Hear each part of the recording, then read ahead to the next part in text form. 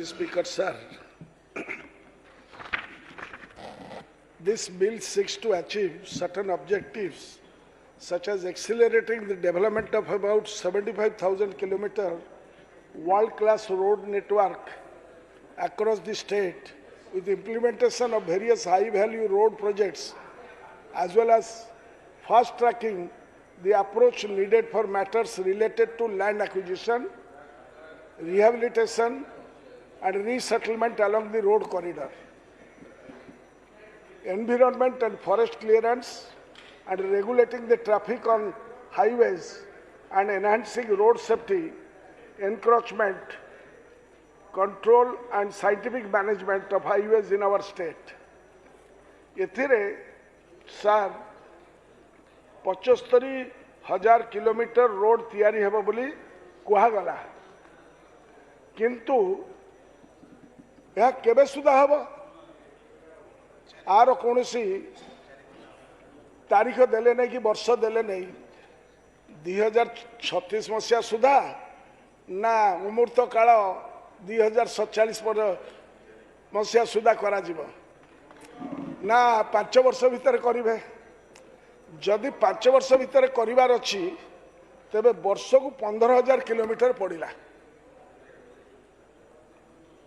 अथवा दिन को 41 किलोमीटर निर्माण करने पड़ो किंतु सरकारी परिसंख्यान अनुजाई आम देश में वर्तमान प्रतिदिन पाखापाखि मैक्सिमम टू मैक्सिमम 30 किलोमीटर से ही पारुछ government of India national highway निर्माण हो पारुछ तो आपण 41 किलोमीटर रास्ता निर्माण करेंगे मु मना करने जे आप न करें बोली किंतु what is the road map एथिपाई कौन व्यवस्था आपण पाखे अच्छी ताकू आपण जनइबे। द्वितीय बिंदु है एथुरु जा जना पड़ुछि जे या सफल रूप से रूपायन करने को हेले multiple departments of state government such as wars department, revenue department, forest and environment department, transport department, electronics and IT department मध्य कोऑर्डिनेशन दरकार। मंत्री महोदय कहिबे कारण ये समस्त डिपार्टमेंट गुड़िकर मध्य किछि किछि इंपोर्टेंट रोल एथिपाई अच्छी तेणु ये कोऑर्डिनेटेड मीटिंग आपण करिसेंट बिफोर माने laying this bill on the table of the house. यही बिल उद्देश्य ओडिशा स्टेट हाईवे अथॉरिटी नामक एक ऑटोनोमस बॉडी गठन करबा जहाँकि राज्य रे दक्ष एवं सुरक्षित सड़क भित्तिभूमि प्रभावी परिचालना करने योजना विकास एवं रक्षणाबेक्षण कार्य संपादन आपण करिए बोली उल्लेख करछथि किंतु बिल टी को पढ़िले जा जना पड़ुछि या कौन से ऑटोनोमस संस्था नुहे। दिस इज नॉट ऑटोनोमस संस्था।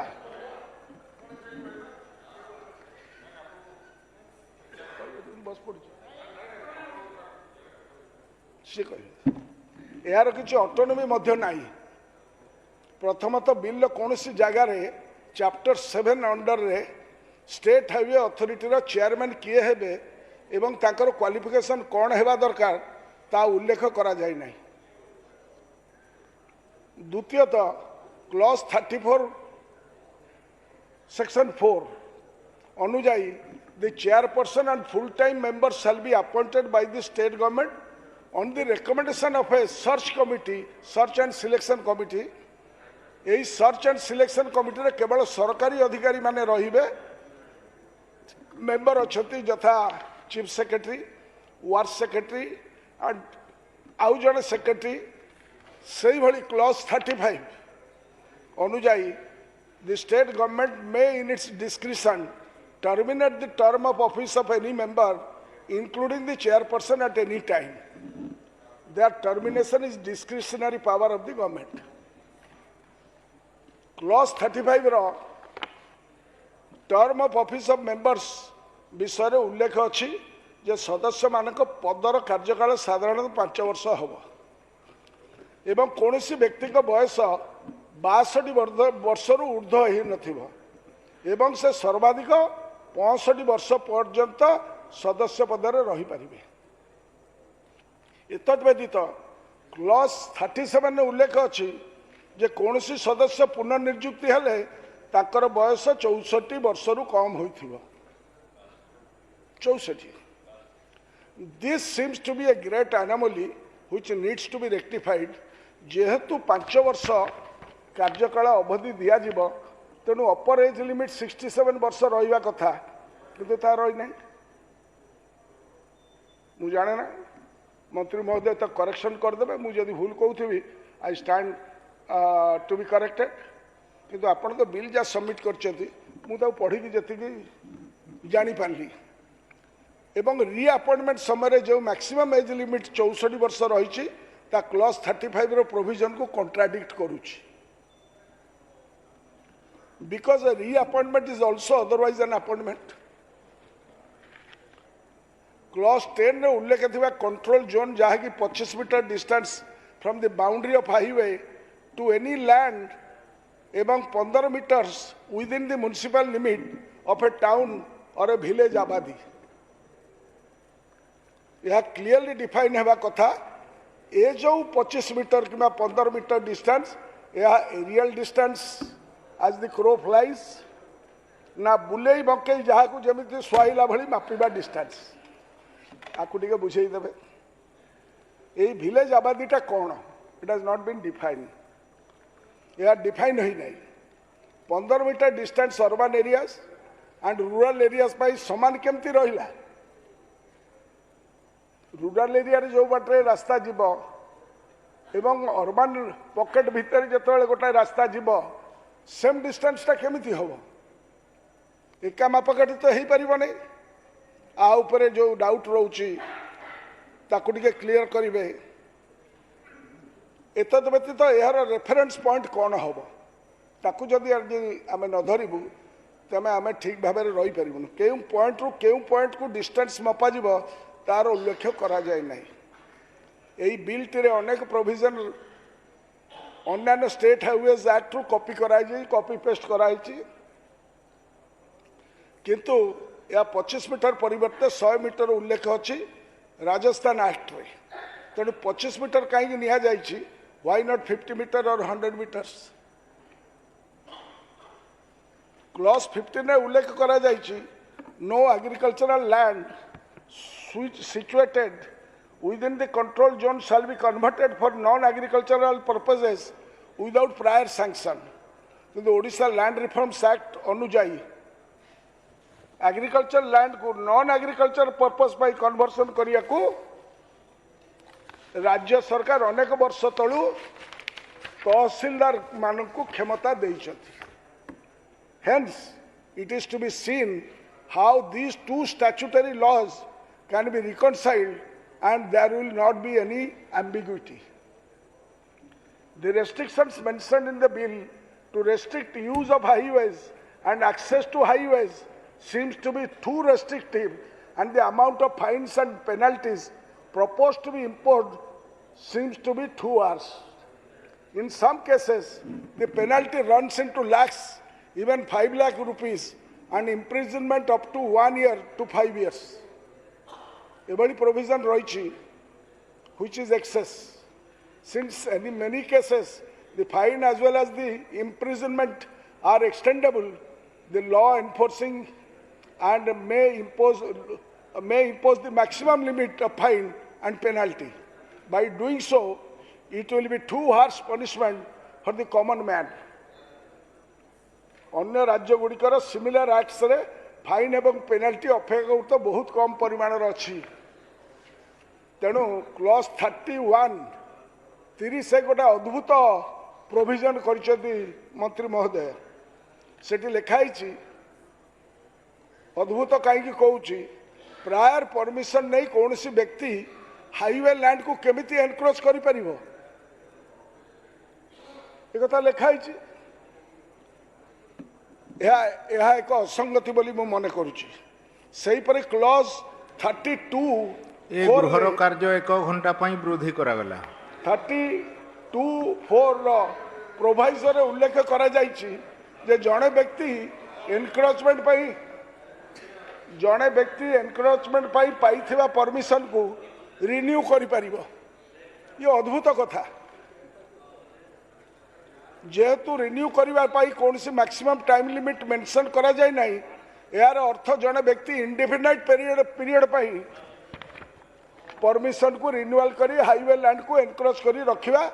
यह किपर संभव होबो मंत्री महोदय तंकर उत्तर रखिला बेले दया करी कहिबे। क्लॉज 31 रे टेम्पररी यूज पाई लीज देबार प्रोविजन अछि किंतु सर्वाधिक समय 5 वर्ष पाई लीज देबार उल्लेख रही। This seems to be incompatible. Clause 68 और 69 ने जो फाइन एवं पेनाल्टी विषय उल्लेख करा जायछि एई समान ऑफेंसेस पाई सेंट्रल मोटर व्हीकल एक्ट रे मध्य पेनाल्टी प्रोविजन अछि। Is it in consonance with the provisions of the said central act? This needs to be examined and I would like to have some answer from our honorable young works minister. Clause 88 रे police officer not below the rank of what? Constable जागिना धरिबो एते विराट चोर मानू तेणु करी this has not been defined. The minimum rank of police officer needs to be mentioned. In my amendment I have given some suggestion. These are a few instances of deficiencies, inconsistencies, shortcomings and drawbacks of the bill. It seems this bill has been hurriedly drafted. जहाँ जना पड़ुची अन्य राज्य highway act को मोटामोटी भाव copy paste कर देइछथि without proper application of mind. कारण अन्य राज्यर डेंसिटी पॉपुलेशन अन्यान्य जोग्राफिकल कंटूर्स सेटा किभली भाव में अच्छी जनबसती जो नहीं population density per unit of geographical area अधिक अटे तेणु जमी अधिग्रहण बेले अधिक समस्या उपजी पारे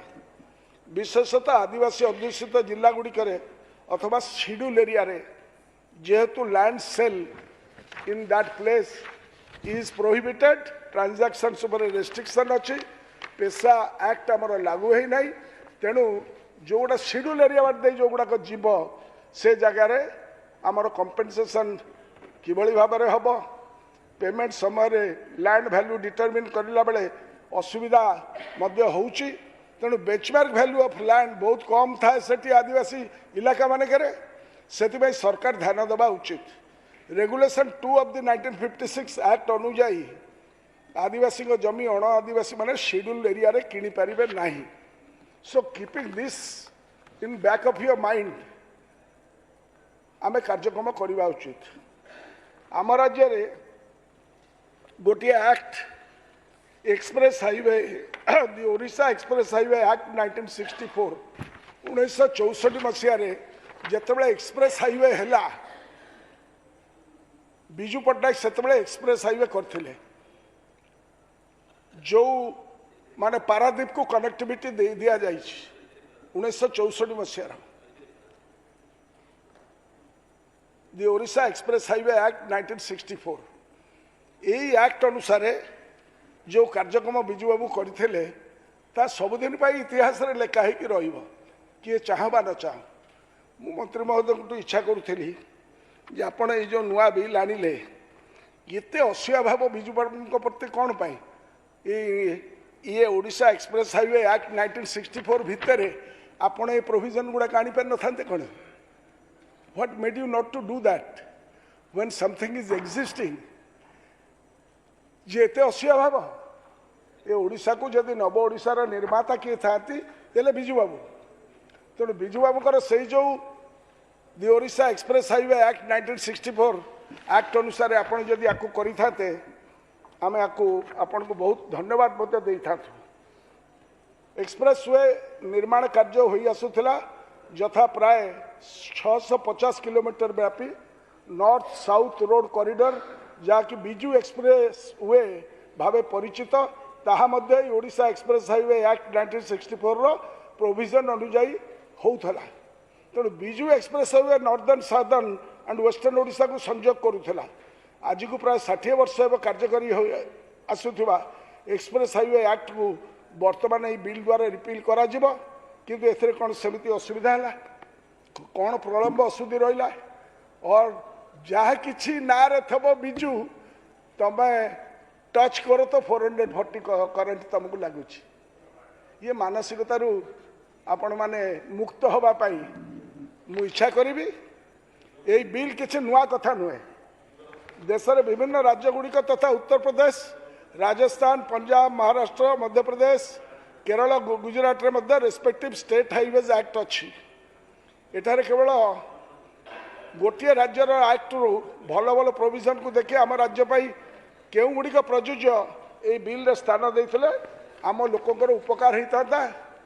मु मुख्यमंत्री को निवेदन करी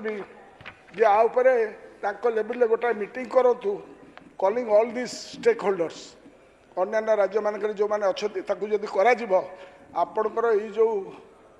गोटे इंफ्रास्ट्रक्चर डेवलपमेंट करने फ्यूचर ओडिशा गठन करने जो स्वप्न देखुंट से स्वप्न साकार हम किंतु आपण जो उच्चभिलाषी रखिंट जे 41 किलोमीटर लेखा करेंगे व्हाट इज द फंड पैसा कौटू आसब आमे कहीचे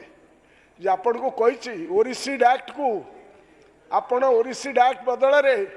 जो केस चली सुप्रीम कोर्ट रे ताकू वापस आणतु 1 लाख करोड़ आपण पाइबे आपण आदिवासी मानकर जो इलाका रे विकास नारे विनाश चली ताको आपण कंट्रोल कले you will get more money से टंकार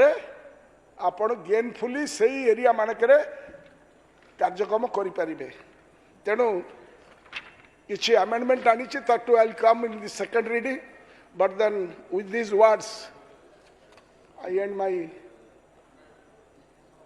impressions. Thank you sir.